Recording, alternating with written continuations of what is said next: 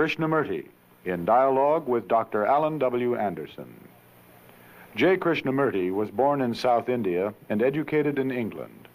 For the past 40 years, he has been speaking in the United States, Europe, India, Australia, and other parts of the world.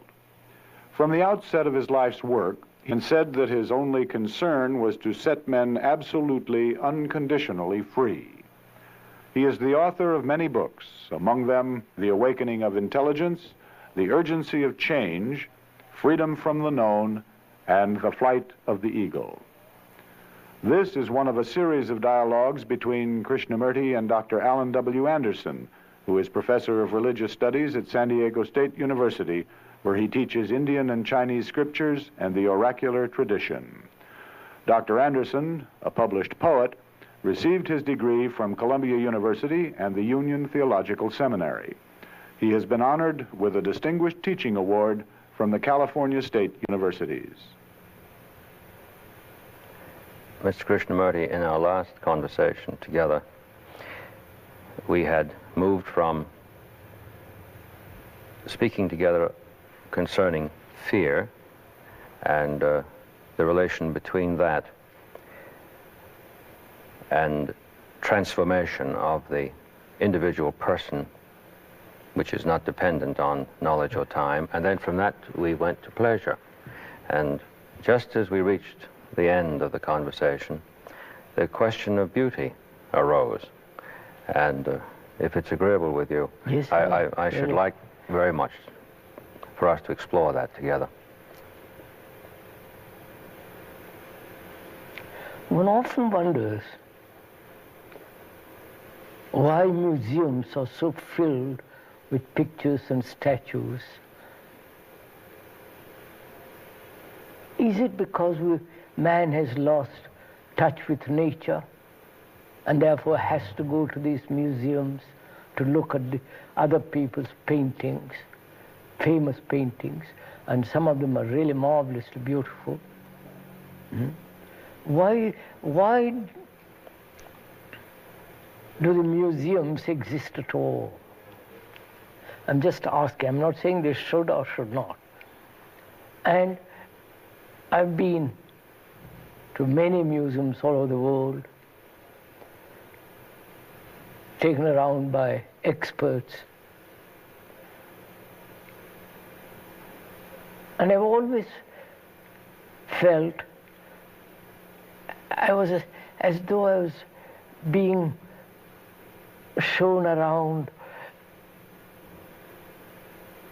and looking at things that was so, for me, artificial, so other people's expression, what they considered beauty. And I wondered, what is beauty? Because when you read a poem of Keats, or some really a poem that a man writes with his heart and with very deep feeling,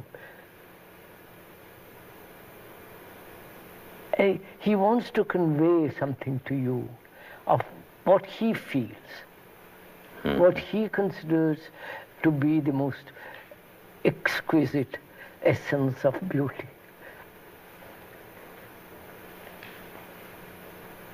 And I've looked at great many cathedrals, as you must have, over Europe.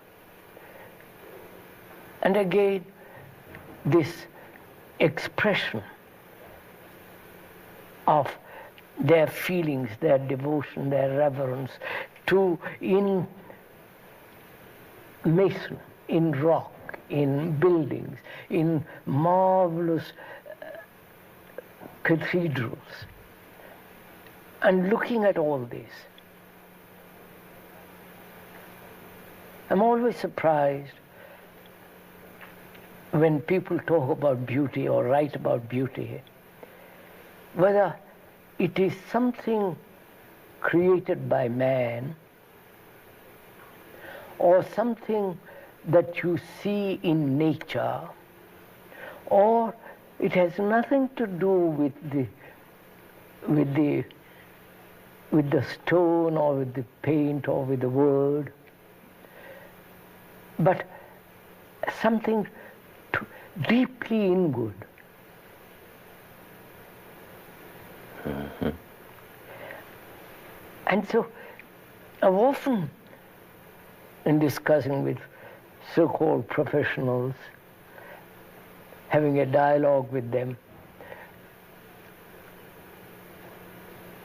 it appears to me that it's always somewhere out there.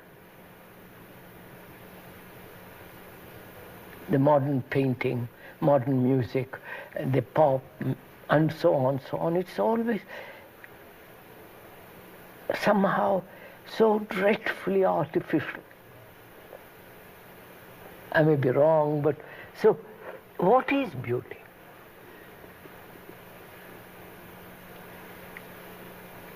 Must it be expressed? That's one question. Mm-hmm. Does it need the word, the stone, the color, the paint, or it is something that cannot possibly be expressed in word, in a building, in a statue? So if we could go into this question of what is beauty, I feel to really go into it very deeply, one must know what is suffering, or understand what is suffering. Because without passion, you can't have beauty. Passion in the sense, not lust, not the passion that comes when there is immense suffering, and the remaining with that suffering, not escaping from it, brings this passion. Perhaps, and passion means the abandonment, the complete abandonment of the me, of the self, the ego. Mm-hmm. And therefore, a great austerity. Mm-hmm. Not the austerity of, as the word means, ash, severe, dry, which the religious people have made into, but rather the austerity of great beauty. Mm-hmm. Yes, I'm following you. I really am. The great sense of dignity, beauty, that is essentially austere. Mm-hmm. And to be austere, not verbally or ideologically, but being austere means total abandonment, letting go of the me. And one cannot let that thing take place if one hasn't deeply understood what suffering is. Because passion comes from the word sorrow. I don't know if you've gone and looked into that word. The root meaning of the word passion is sorrow, from suffering. To feel. To feel. Mm-hmm. Mm-hmm. You see, sir, people have escaped from suffering. I think it is very deeply related to beauty. Not that you must suffer. I don't know if I'm... Not that you must suffer, but... Yes. No, we must go a little more slowly. I'm jumping too quickly. First of all, we assume we know what beauty is. Yes. We see Picasso or a Rembrandt or a Michelangelo, and we think, ah, how marvelous that is. We think we know. We've read it in books, the experts have written about it, and so on. One reads and says, yes, we absorb it through others. But if one was really inquiring into what is beauty, there must be great sense of humility. Wasn't there? I mean, no, I don't know what beauty is. Actually, I can imagine what beauty is. I've learned what beauty is. I have been taught in schools and colleges, reading books and going on tours, guided tours and all the rest, visiting 1,000 museums.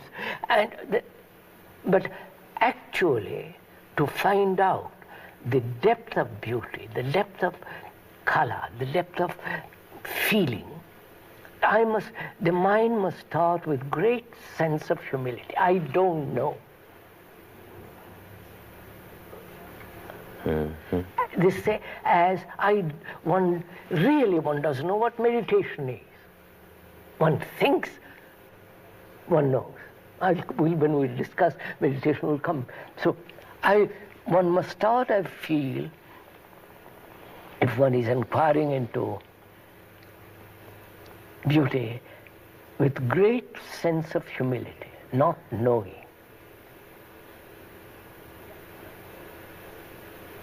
That very not knowing is beautiful. Yes, yes. I've been listening, and I've been trying to open myself to this relation that you're making between beauty and passion. Mm. And you see, sir, let's start. Man suffers. Not only personally, but there is immense suffering of man. It is a thing that is pervading the universe. Mm-hmm. Man has suffered physically, psychologically, spiritually, in every way for centuries upon centuries. Mm. The mother cries because her son is killed. The mother cries, or the wife cries because her husband is being mutilated in a war. Mm. Or there's tremendous suffering in the world.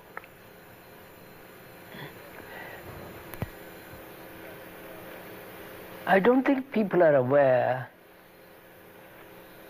or even feel this immense sorrow that is in the world. They are so concerned with their own personal sorrow, they overlook the sorrow that a poor man in a little village in India or in China or in the Eastern world can never possibly have a full meal, clean clothes, comfortable bed.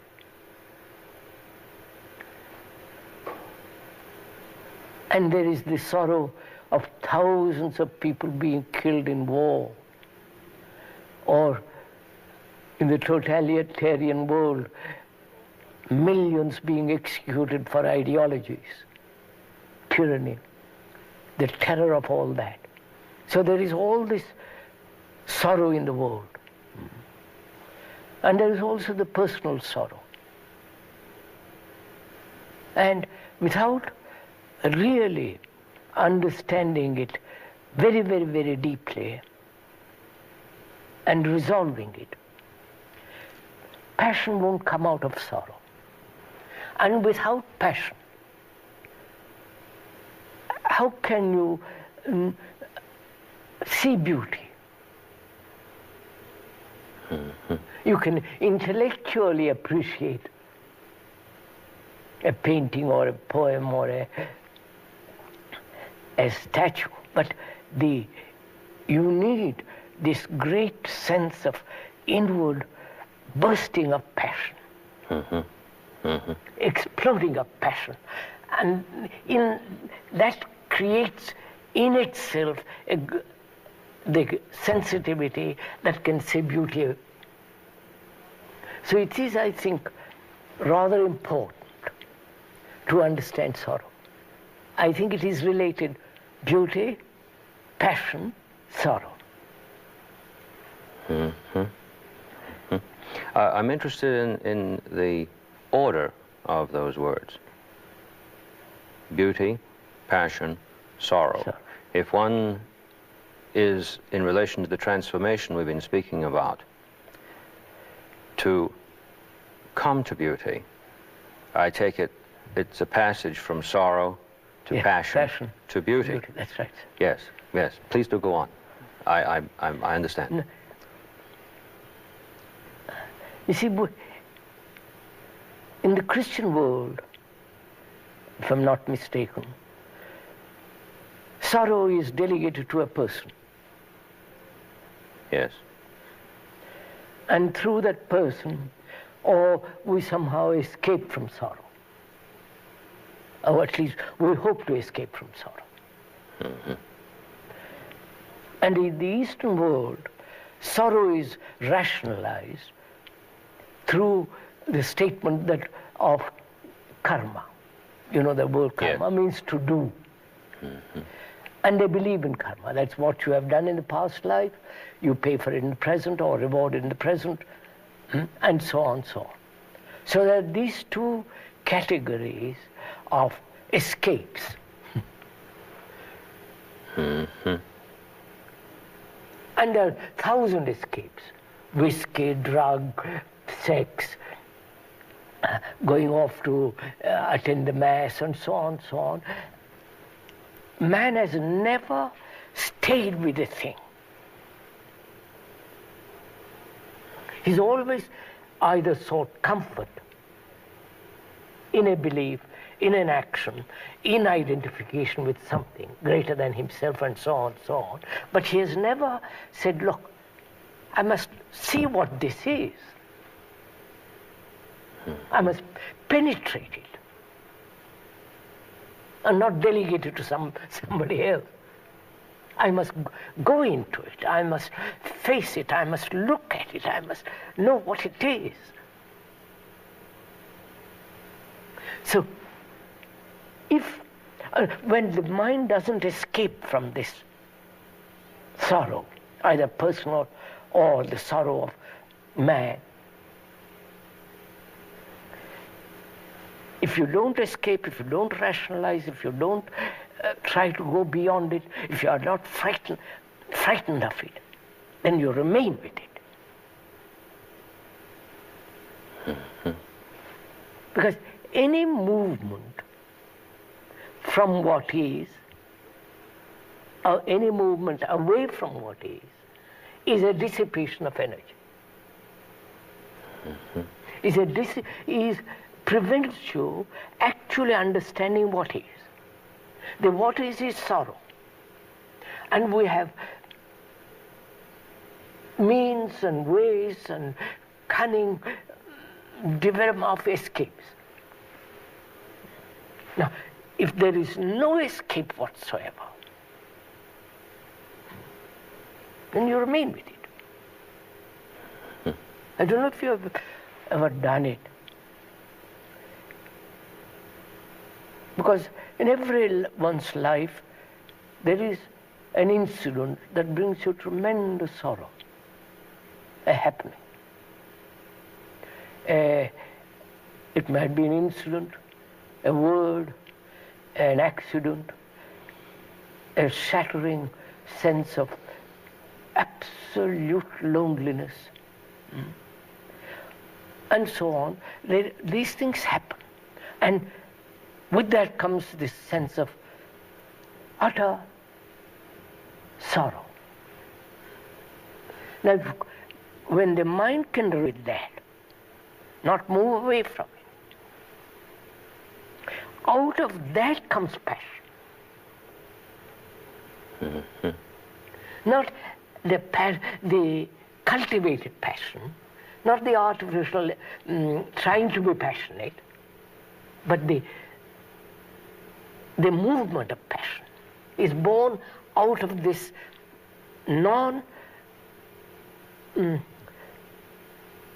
withdrawal from sorrow. It is the total, completely remaining with that. I'm thinking that we also say, when we speak of someone in sorrow, that they are disconsolate. Yes, disconsolate. Disconsolate. And